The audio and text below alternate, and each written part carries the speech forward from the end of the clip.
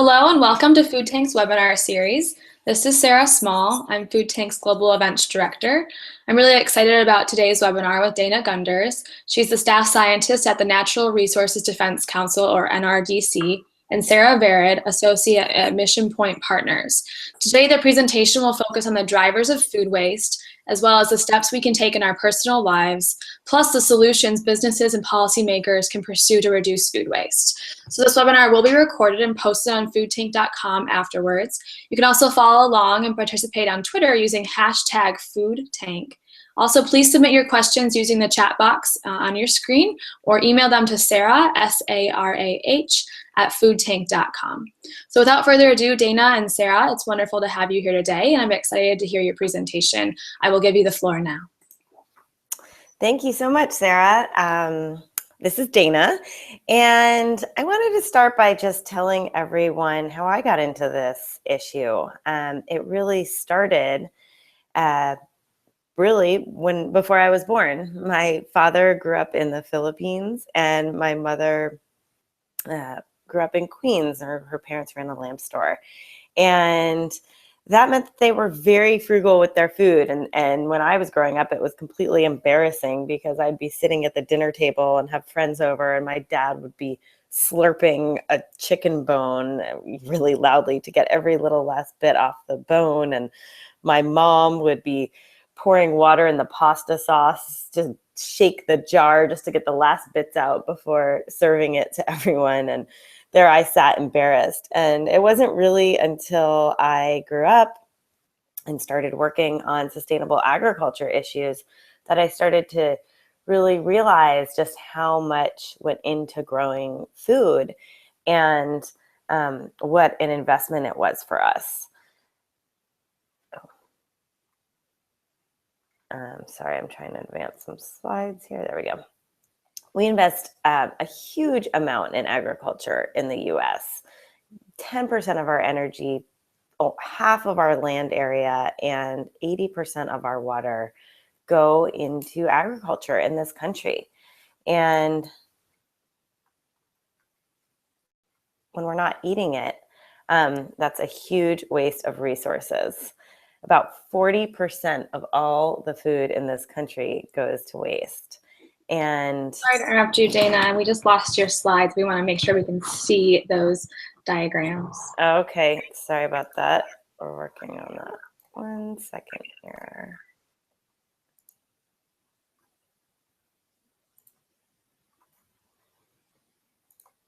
Great, thank you.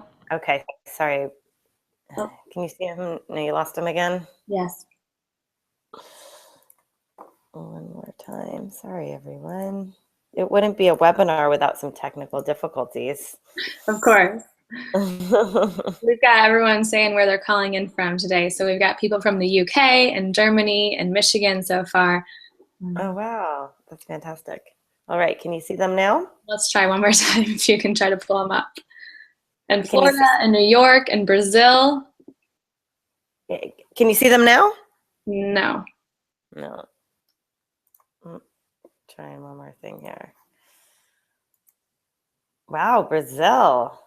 Yeah. I'm honored. Toronto, Canada, Boston. There's a UMass Amherst grad student on board. North Carolina, New York City. Wow. All right. And can you see them from all over the world now? We're still missing the visual. No. Sarah says she doesn't know what else to do here. Let's try advancing one. How about now? No. If you can go back to your Google Hangout screen and go to the screen share button and make sure that you shared them from that screen as well.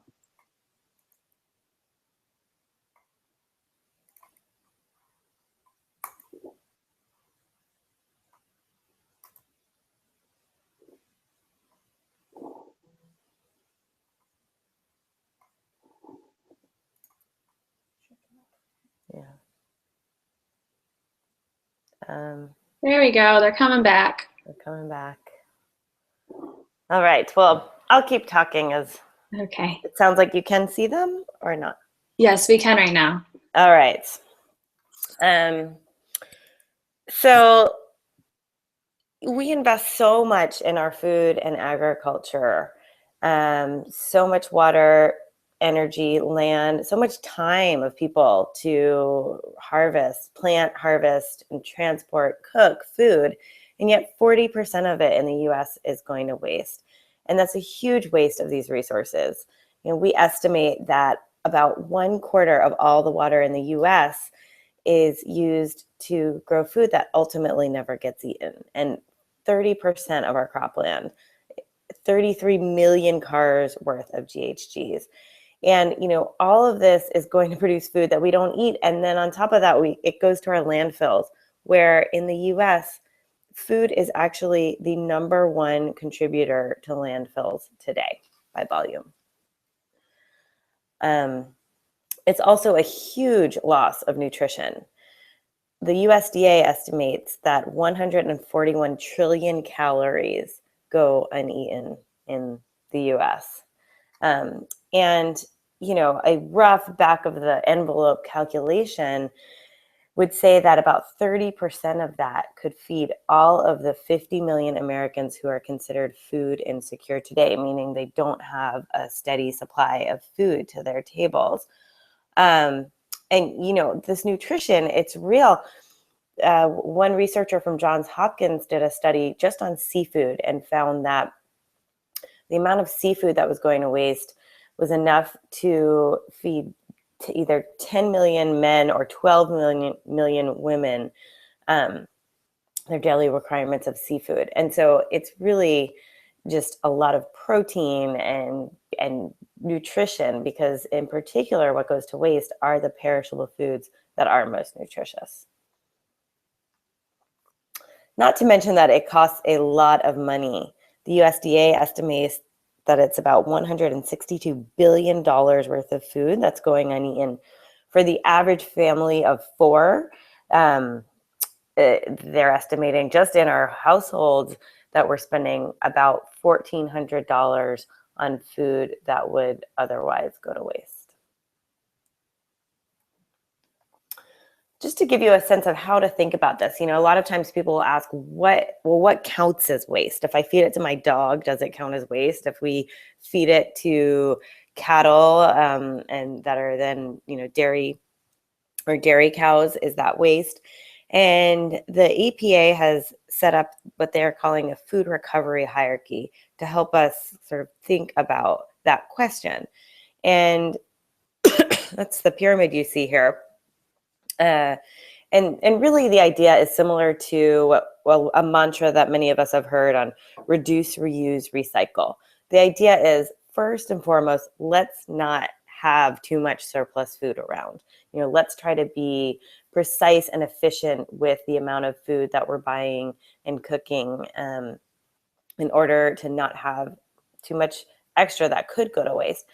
If there is extra, then let's get it to other people and make sure that people are fed where possible. Where that's not possible, let's use it to feed animals. And only when we've tried to do all those things after that, then let's look at other uses such as making energy, composting, bioplastics, things like that. And finally, of course, the least best option is to send it to incineration or landfill. You'll hear a lot of different terminology around this. Some people use food loss. Some people use food waste. Different organizations have defined those terms differently. Here in the US, the World Resources Institute is starting to create a protocol around how companies and countries can report their losses and waste. And they're actually just throwing the term together, food losses and waste. So that's kind of become the policy wonk term for all of this. I also want to point out that not all wasted food is equal. So when you think about the resources that are going into growing food, they're not the same. This is a chart, and I know it's a little bit difficult to read, but just to give you the idea, there at the bottom is a pound of beef, and up at the top you have a beer or tomato or wine or milk. And what this is showing is how much water it took to produce each of those food products. And if we have to choose, clearly it's going to be most worth our while to focus on not wasting the food that does have the highest resource impacts. This is going to be particularly important as we look forward into the future. The United Nations predicts that in 2050, we will need approximately 60% more food to feed the population then, which will be both larger and more affluent, meaning that along with their affluence, they may start consuming more and more resource-intensive foods. So as that begins to happen, the first place we can look for all of that food is the food that we're already growing, and make sure that none of it's going to waste. So where is this happening? Where is this food? Is there a silver bullet to kind of fix it? And of course, the answer is no silver bullet. No worthwhile problem has one. But if you kind of, and I will also mention that the data on this topic is very rough. It's an issue that really has only recently been studied in any depth, and we're just starting to find the right methodologies to measure it. And so all of this data is very rough, but if you kind of squint your eyes and just look at the big picture here, what you can see is that there's a significant amount of food being lost on farms. And of course, the first one you'll see is consumers. And a big caveat there is that consumer number includes the food that's going to waste in our homes, but also the food that's going to waste in restaurants. The USDA combines them into what they call in and out of home consumption. And so, naturally, when you combine those two things, that looks like the biggest category. Nevertheless, there is a significant amount of food going to waste right in our own homes, really. After that, looking at waste on farms, particularly when it comes to fruits and vegetables, and then in our grocery stores. And so the organization I work for, called the NRDC, is a large environmental organization. We work on everything from wildlife protection to climate and energy to oceans, and then we have a group of us who work on food and agriculture. And when we started looking at this and feeling like, wow, this waste issue is really something that we should be paying attention to, what should we do on it? We quickly have come to an important role that the consumer plays, and really looking at what can we do to impact consumers. There's really three reasons that we think this is important. The first is that, just as we saw in the graph, consumers are the largest share of wasted food. And even though that graph combined restaurants and households, when we look at other studies, such as in the UK, we believe that the largest share of wasted food is in households across America. So that's an important reason to look at consumers. The second is that the expectations and kind of consumer attitudes that our food businesses are trying to meet are really driving waste. So if you are a restaurant and you, let's say, have a breakfast platter with eggs and potatoes, and a lot of those potatoes wind up going to waste. Well, if you start to serve less potatoes and your consumers get upset because they don't feel like they are getting the value that they paid for, then you go back to serving more potatoes. And so things like large portions, things like in grocery stores, the carrying big inventories all the way until they close. For instance, most grocery stores right now, if they sell rotisserie chicken, they'll have them right up until closing. And yet a lot of them get thrown out right after the closing bell rings. And that's because they think that consumers want to walk in there and grab a chicken at any point in time. So bringing these attitudes can really impact the way that these businesses are running. And so we believe that if we could change some of those expectations, give those businesses social license to do things a little differently, that will impact waste. So with the rotisserie chicken example, instead of having it all the way until closing, maybe they have them ready until 8 p.m. and then after that have a sign that says, hey, we don't really want to waste food, so we're not having these ready. Please give us 10 minutes notice and we'd be happy to cook one for you. The last reason is that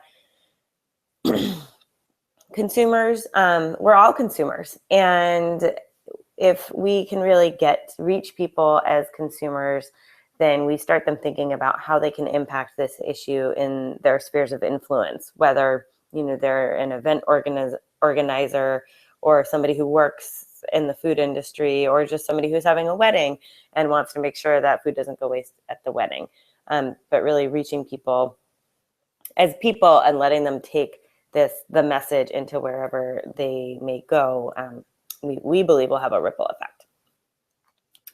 So what we have done is partner with the Ad Council. You may be familiar with the Ad Council. It's really the nonprofit arm of the advertising industry, and they have brought campaigns like Smokey the Bear and Friends Don't Let Friends Drive Drunk to us in the past. And we are now partnering on a national consumer awareness campaign to reduce food waste. So we're really excited about this. They are just top notch. And we hope that you will see this campaign coming to a billboard near you come spring of next year. The other thing that we are doing is trying to educate consumers with a lot of very specific information. So, it's great to have this big campaign, get people aware. I actually believe that having consumers just be aware will impact the first dent of food, because once you start seeing it, you kind of see it everywhere in your own life, and just seeing it really helps you just make different decisions. But on top of that, there is some information that there's kind of an information gap between when people are aware of it and actually knowing what to do in their own kitchens. And for that reason, we wrote the Waste-Free Kitchen Handbook. And you'll see on this slide, essentially what the Waste-Free Kitchen Handbook does is it takes that hierarchy that I showed you before, that EPA set forward, with their reduce, reuse, recycle kind of mantra, and it brings it into your own kitchen, and it helps people have the right information in order to, shop with restraint and store food well and use things up, etc. So it has just really basic handy information like how do you blanch food, because that can help you freeze it for longer. How do you store food? It has 85 common foods that you can look up and figure out, does it go in the refrigerator? About how long is it at its freshest for? What's the optimal way to store it? Can it be frozen? And if so, how? What's the best way? And then what are some good ideas on how to use it up? So that's all very specific information that's in the book. And then other important things like what you can and can't feed to your dog and your cat. Oh, and here's one more graphic from the book, which is a little diagram on how to best store things in your refrigerator. What are those drawers in your refrigerator for, and how do you use them? So one last thing to mention is that here in the US, we had a really exciting day on September 16th when the Obama administration announced a target to reduce food waste by 50% by 2030.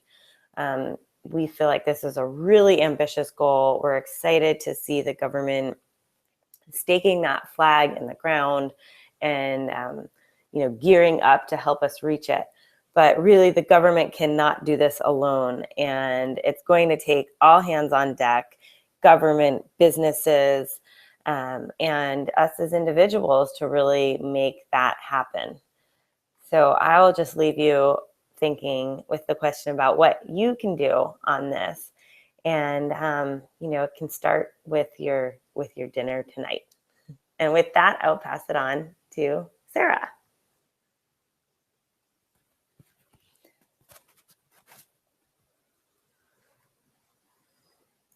Great. Thank you, Dana. Sarah, did the slides transfer over okay? And can you see the new set of slides? Yes, thank you. Okay, great. Hi, everyone. My name's Sarah Verad. I work with an impact investing firm called Mission Point Partners.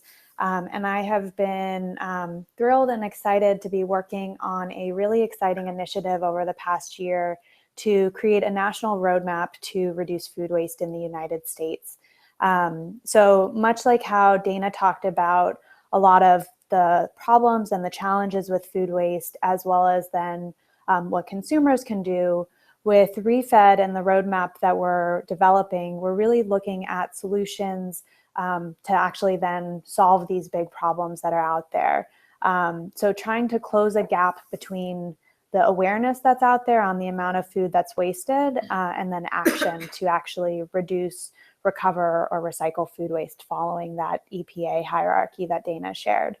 And the goal from this initiative is it's a cross-sector collaborative effort, including wonderful organizations like NRDC, Sodexo, World Resources Institute, Walmart, and many, many others are involved in it, as well as a number of foundations and municipalities as well. So really trying to bring a group of different cross-sector interests together to understand what really are these gaps between awareness and action that are keeping us from moving forward on what in many cases seems like straightforward, no-brainer solutions that are out there.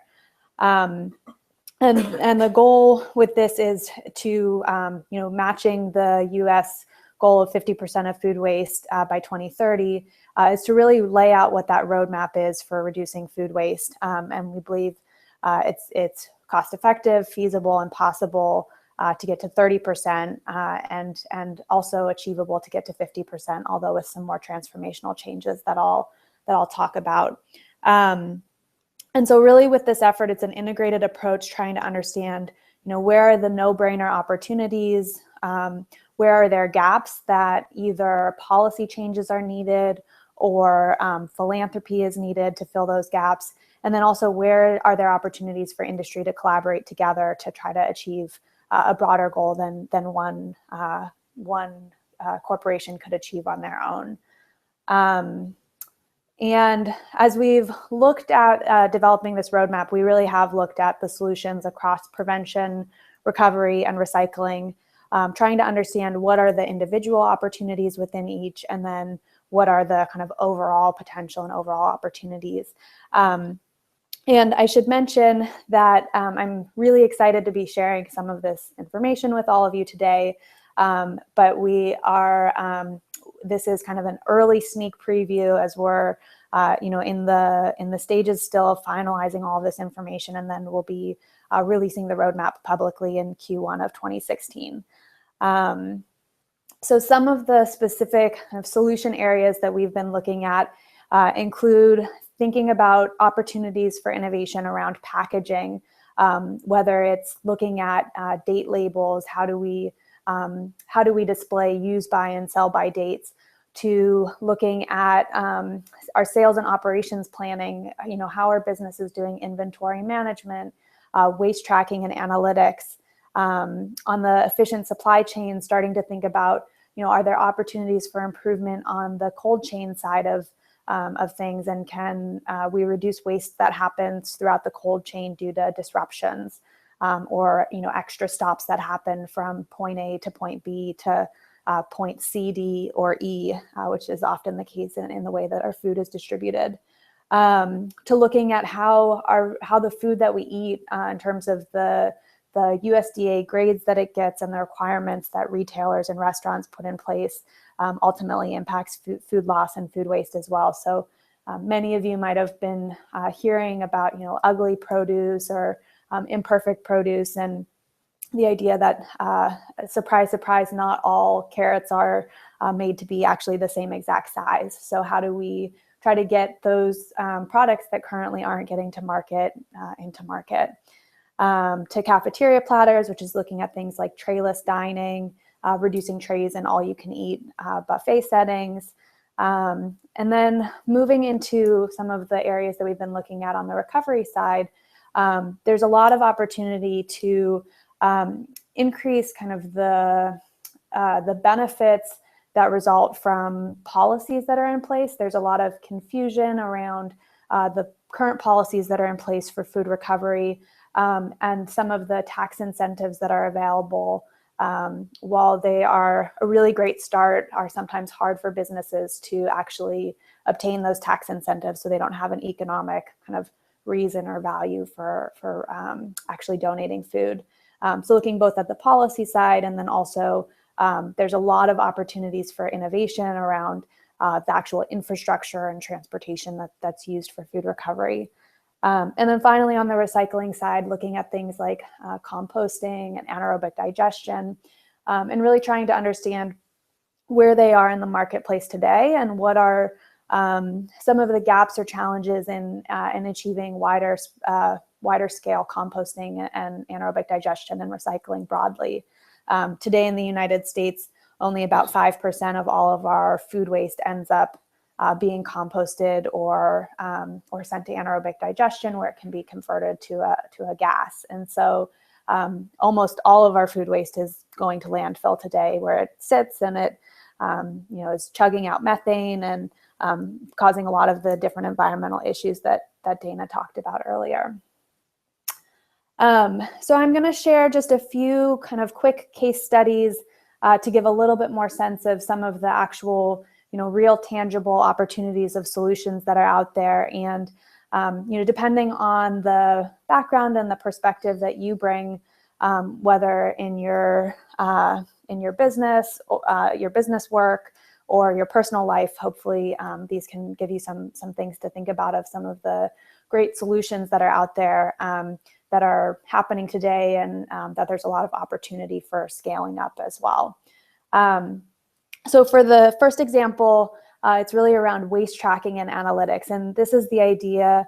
The idea behind this is helping kitchens, whether it's in restaurants or catering facilities, institutions like college campuses, to really track what waste is happening in their kitchen, so that they can then better understand how to change their purchasing, procurement, and preparation of food.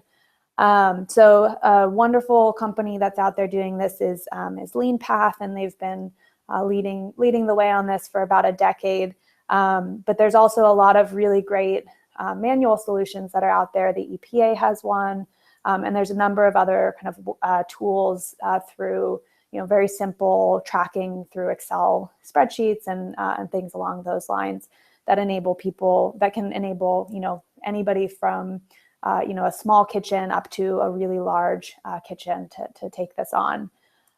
Some of the barriers that have really, while this is something that's in the market today, it's not as widespread as it might be. And one of the kind of key barriers to this is really around a lack of understanding of, what the potential cost savings from food waste reductions can be. And in the past, businesses have really looked at food waste as essentially a write-off. It's just the cost of doing business.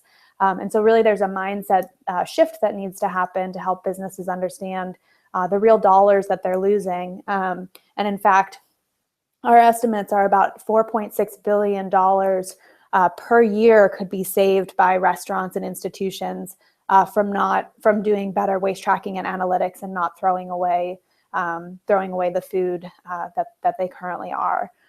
So a pretty sizable chunk of change that really could kind of be saved by businesses if they took this on a wider scale. The next example that I want to share is one that many of you may have heard about. Date labels is something I think most of us are familiar with. We see it on our food every day when we go shopping at the grocery store. So this is the, best before, sell by, use by dates. And it's estimated that about 20% of consumer waste comes from confusion around these date labels. And so there's a lot of opportunity for finding different ways to put the phrase of the labels on products so that consumers can better understand that the labels are really indicating quality and not safety, which I think is a really kind of key distinction that, our noses are often best suited for telling if something is safe to eat. And the dates really are much more from a manufacturer, retailer perspective, focused on the quality side.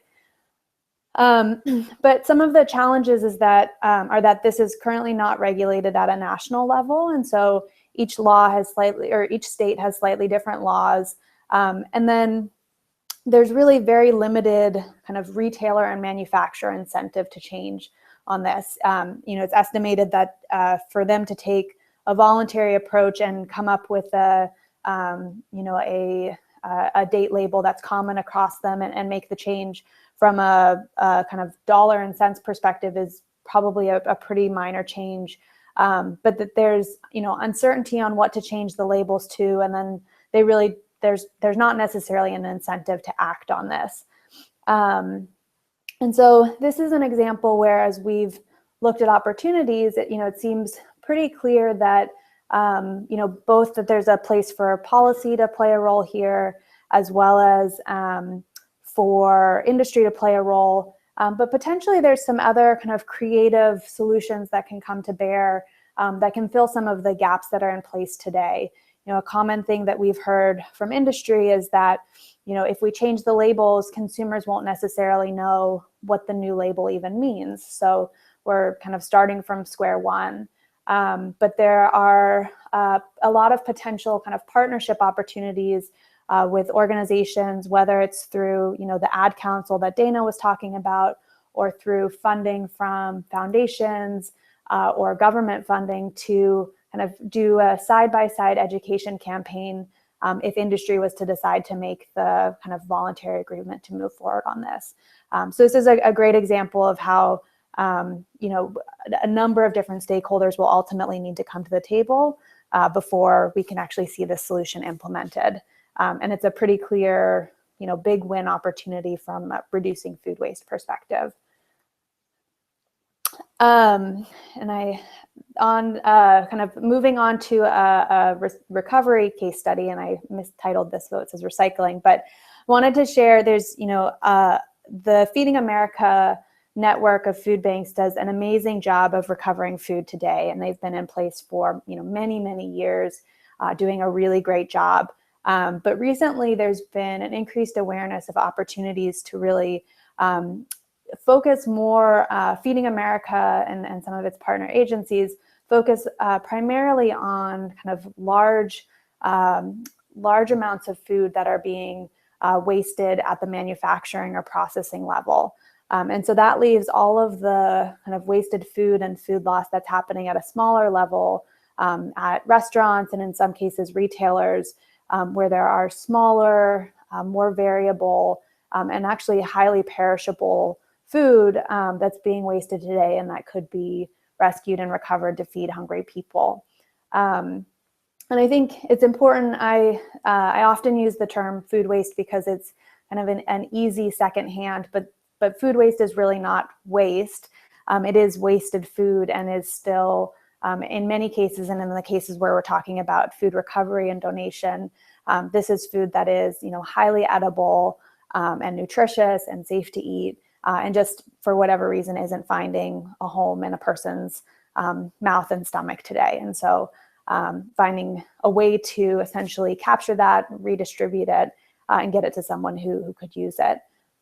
So there's been some great organizations and innovators who have been starting to look at how you can, in real time, essentially map where food is available and where food is needed. So Feeding America has developed actually an online marketplace which can work with some of these smaller volumes of food. Spoiler Alert is another great company that's starting up 0%, based in Chicago, Feeding Forward, which is based out in the Bay Area. And there's a number of other ones as well that are all kind of emerging and innovating in this area to really try to understand how can you effectively capture information and use it so that food is getting from point A to point B as efficiently as possible. And then just the last example that I'll share is really on the recycling side. So looking at how we can get increased composting and anaerobic digestion in the United States today. And some of the key challenges here are the cost of hauling is relatively high, and then processing due to high contamination rates is also a challenge.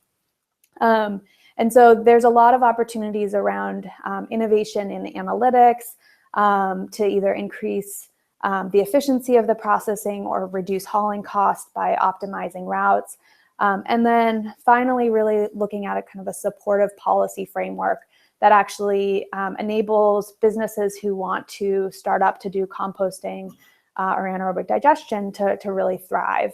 And we've started to see this in a few leading states, particularly in the Northeast, as well as California, and then several of the cities on the West Coast as well. But there's there's many parts of the country where there is just no infrastructure that exists today. So you're really having to start from kind of square one of figuring out how to put this infrastructure in place and add in the hauling component of it. So this is an area where many different stakeholders will need to be around the table to ultimately bring additional infrastructure to bear to manage the food that we can't prevent from being wasted and then can't recover, which ultimately a lot of it will still need to be recycled. So just, in wrapping up, to echo what Dana had said about the 50% food waste reduction goal that the US has by 2030, we believe, and the stakeholders who are involved in ReFed believe that there is a very clear path to a 30% reduction in the next 10 years, actually, so by 2025, that is achievable, it's cost effective, and no major policy changes are required. And to get to that 50% reduction, it is definitely achievable, but it's going to require some transformational changes in policy, consumer behavior, and innovation as well. And so kind of leaving with Dana's thought of, what can each of us do in our own lives, in our personal lives, and in our businesses. It will ultimately take individuals, businesses, foundations, investors, government, and entrepreneurs to work together collaboratively to help us achieve this 50% reduction, ultimately benefiting the environment and people around the US and broadly the world as well. Thank you very much. And I think, Sarah, we're happy to take questions now if there are any. There are plenty. So thank you so much. I wanted to just start by saying thank you to Sarah and Dana. That was a really informative presentation, and we have a lot of questions from our listeners. As a reminder right now, please continue to send any that you do have in, either using the chat box or email Sarah, S-A-R-A-H, at foodtank.com. So for the next 10 to 15 minutes, we'll get through as many as possible. And I'd like to start by asking you, one of our listeners named Patty mentioned that she could use your book in the Burlington Culinary Center, which is opening in spring 2016. And that started to get me thinking, so how can tools like Dana's book, Waste-Free Kitchen Handbook, and other methods of food waste education be used in culinary education to reduce food waste?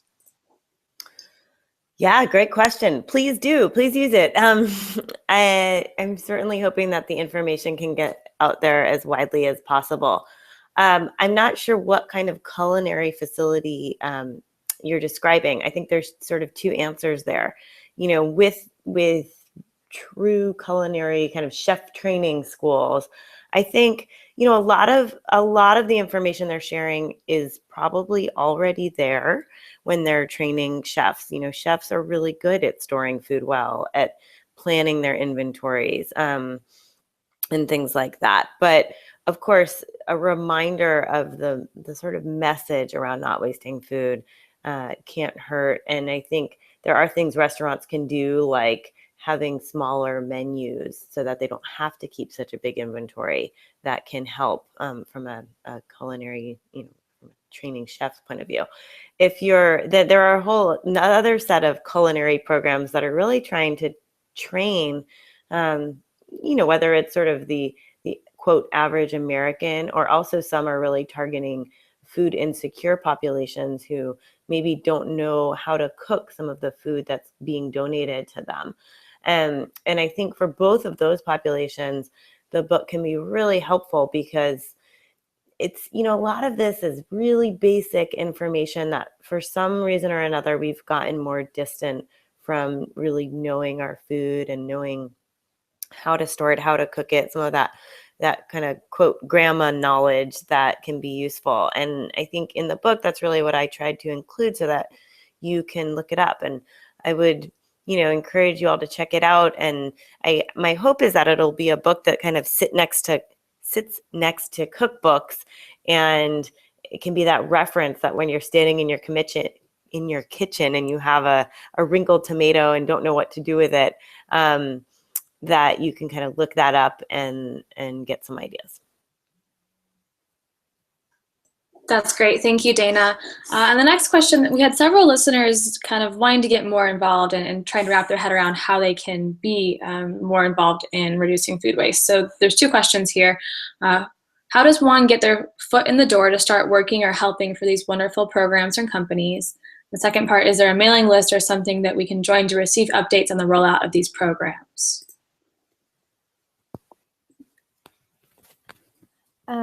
So I think I'll give maybe kind of a few quick thoughts on that. In terms of getting involved, I think, companies are kind of, some companies are leading the way and further along on this than others. In terms of how to actually kind of start getting involved with companies directly, though, I don't know that there's kind of some direct access points other than, reaching out to them maybe with your brilliant ideas for how they might actually try to reduce food waste in their own operations. And that might be a good way for getting a foot in the door on a job interview. I do know there are a lot of wonderful nonprofits that are operating in this space. NRDC is one of them. We could kind of go through and list off probably 50 to 100 pretty easily. Some that are operating on a national basis and some on very local levels. And so I think kind of finding a local nonprofit in your community, I imagine many of them could benefit from and use volunteers as well, as they try to think about how they get their message out and where they focus their opportunities. In terms of kind of a national email list for some of these updates, with ReFed in particular, you can add your email at www.refed.com. There's a place to sign up, and we'll include updates as we provide the full rollout of information. I know NRDC, I believe, has a blog that can be followed. I'm looking at Dana to see if she can confirm that. And then there are a few different Twitter handles actually also that I would mention. I think End Food Waste Now might be one, and the other is Ugly Fruit and Veg. And there's a lot of great kind of consumer-facing fun campaigns coming out of those Twitter handles and Instagram feeds as well. Yeah, I mean, the only thing I would add is that we don't have a list on when the book comes out because it's already out. And actually, there's a free giveaway happening. If you go to wastefreekitchen.com, you can kind of enter to win a free book, and that is closing in 3 days. So check that out. Great, thank you both. Let's see, the next question here is, we had a question about the food groups that are most often wasted, and if you could provide any statistics on what food group has the most food waste. Yeah, sure. Again, the data on this stuff is pretty rough. So we can answer that with sort of a wide error bar. Fruits and vegetables is the category where the most waste happens. After that, I think kind of bakery and dairy are tied. So, you have a lot of bread going stale and milk products and dairy products. And then after that, meats. And, the thing that always strikes me about that, well, two things. One is dairy products are extremely safe, if they're pasteurized. Assuming you're consuming pasteurized dairy products, they're actually really safe. And I think a lot of people are throwing out milk and yogurt on that date. Those dates are somewhat arbitrary. They're really just suggestions of when products are at their best quality.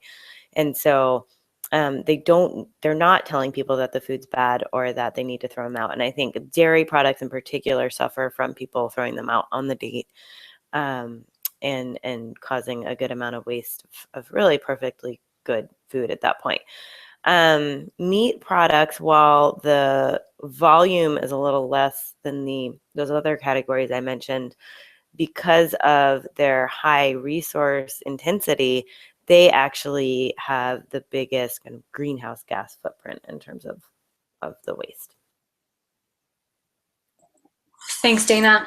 And then the next question reads, how are campaigns like Ugly Fruit and Veg and purchasing imperfect produce also helping reduce food waste?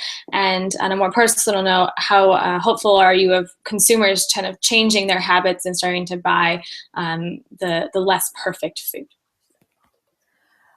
So I think that campaigns like that actually have a really big role to play in consumers starting to really put their voice out there of what they're demanding. So much in the same way that the organic movement, I think organics now the demand far outpaces the supply. And you see large retailers like Walmart and others who are really trying to increase the amount of organic product that they provide. That's coming really from consumer demand, not from industry pushing in that direction.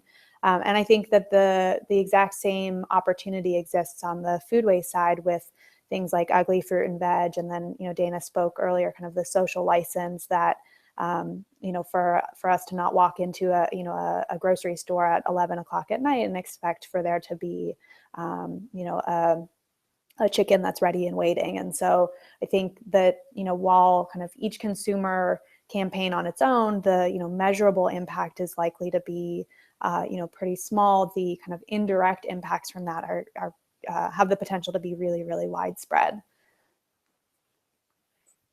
Yeah, and I would just add, how likely are consumers to change? It's it's a big thing to take on, right? And I like to say that if I were to walk down the street and throw half a sandwich on the sidewalk, people would look at me like I was crazy. But if I threw it in the garbage can, no one would really think much of it. And that's the paradigm that we live in today. And I think, really to change what needs to happen if we're going to reach that 50% is to change that paradigm and make it kind of socially unacceptable to waste food. And I think that's possible. America is somewhat unique and unique. It's happening in other places in the world, but the average consumer in the US wastes 10 times that of someone in Southeast Asia. And there are some other cultures that we could point to that have very different mentalities around, whether it's okay on the consumer end to waste food. So I'm hopeful that we can get there. Thank you both. And we talked a lot about the consumer end of food waste. Can either of you provide any examples of how farmers are reducing some post-harvest losses, or if there's any low-tech or affordable solutions for those farmers to start implementing? Sure. So I'll share maybe two examples that are on different ends. So the first would be really on the recovery side. So for farmers who currently are, producing product that for some reason is not getting picked up kind of by their primary market, working closely with food banks and with others to then actually recover that food. And there's a lot of kind of opportunities around, maximizing kind of labor in the field to get all the product out of the field, and then sorting out what's going to go to your kind of primary market versus what can go to your recovery market. And so working with, local agencies, and then also capturing kind of tax incentives associated with that is a great opportunity for farmers. Kind of on a much more, basic and concrete level, there's a number of kind of farmer forecasting and planning tools that have started to emerge. Larger farmers have been using these for, many, many years, and some of the solutions are starting to be scaled down for small and medium farmers as well, to just better be able to track and forecast, kind of your product, and look at, when it's going to be ready to go to market, and making sure you then have, marketplaces available for that product. And then the final thing I'll mention, which is not on the kind of low cost side, and is more on the, innovative cutting edge piece of things, is that, there are a number of solutions that are coming out now that are trying to work to increase and prolong the freshness of food through kind of natural protectants. Essentially, as soon as we pick the berry from the bush, it's starting the process of dying. And so how can you, apply a protectant to it to keep that life, good as long as possible, so the farmer can, get additional revenues from getting that to market, and then someone can actually then eat that product. So there's a great company named Appeal that's just starting to do some work in this area, and there's a few other companies as well.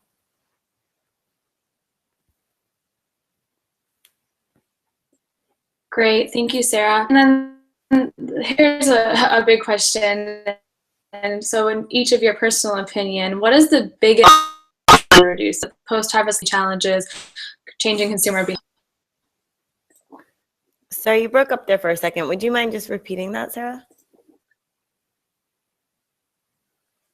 Of course, yep. And each of your biggest challenge in reducing food waste. Earlier, Dana, with a couple examples being post-harvest loss, policy challenges, changing consumer behavior, etc. Yeah, I think I would answer that by saying that it kind of goes back to the cultural paradigm that I just mentioned. I think the biggest challenge is that right now it's quite acceptable to throw food out. And it's more important to feel like you're a good host, or, there's trade-offs, and a lot of times the trade-offs result in wasted food. And I think kind of making it less acceptable, and that will change the way we think about it, is the biggest opportunity, but it's also a huge challenge.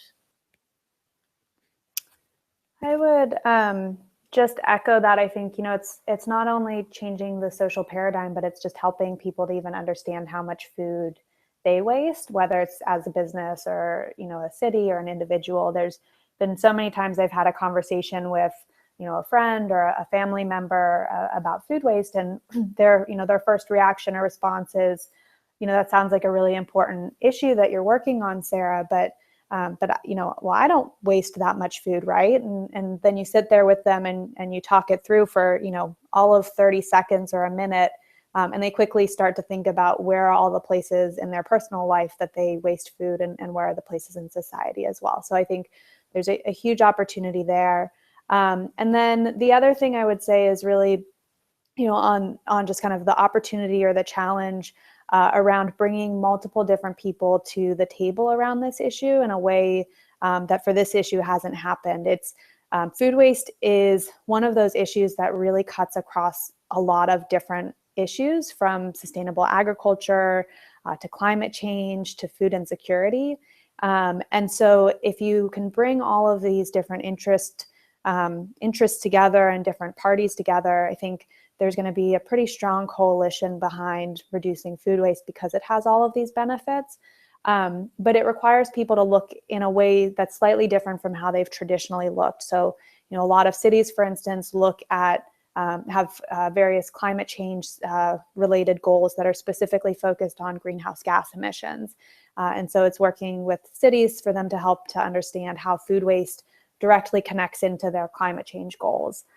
It's working with food banks and traditional kind of food insecurity organizations to help them understand how there's a great source of food that can be out there that they can be tapping into to provide to their clients. But it is a challenge because there are so many different interests, and so it's bringing people together in a way that hasn't really happened in the past. But there's also a lot of opportunity with that. Great answers for both of you. And then just the last question is a little piece of takeaway for our listeners today. So what is the best piece of advice to give the average everyday consumer on how to start reducing food waste today? Like right when they get off this call, what's one thing they can start to do? Oh man, only one? All right, I'll pick and choose. I think one thing you can start to do is to pay a little closer attention when you're in the grocery store to what you're buying. When we're in the grocery stores, that's when you commit to food. That's when you're making your commitment there. And so, what I recommend is that people look back in their grocery cart before they check out and think about when during the coming week are you actually going to eat that food. And if you can't think of a time, if you can't identify, oh, that's going to be dinner Tuesday or Wednesday or lunch on Thursday, then maybe it's a little more than you need for that week. And I think Dana's provided a lot of really good kind of tangible recommendations throughout. So I might take a slightly different approach, which is that if you have not seen, John Oliver did a wonderful segment on food waste. And so if kind of all of the statistics and facts and things that Dana and I shared today haven't gotten you excited and interested in reducing food waste, John Oliver does a great job of tying in humor to it and making it a very approachable and easy subject. So whether it's for you to watch or for you to watch and then share with all of your family and friends, it's a great communication tool that's out there. I love that, Sarah. Thank you both. That was, once again, great answers. And I think easy for all of our listeners to kind of take that and then be able to go to use that in their life. So we're out of time today, but thank you so much for joining us today, Dana and Sarah. And thanks to all of our listeners for sending in their questions. It truly was a pleasure. And I hope everyone has a great rest of your day. Thanks again. Thank you. Thanks, everyone.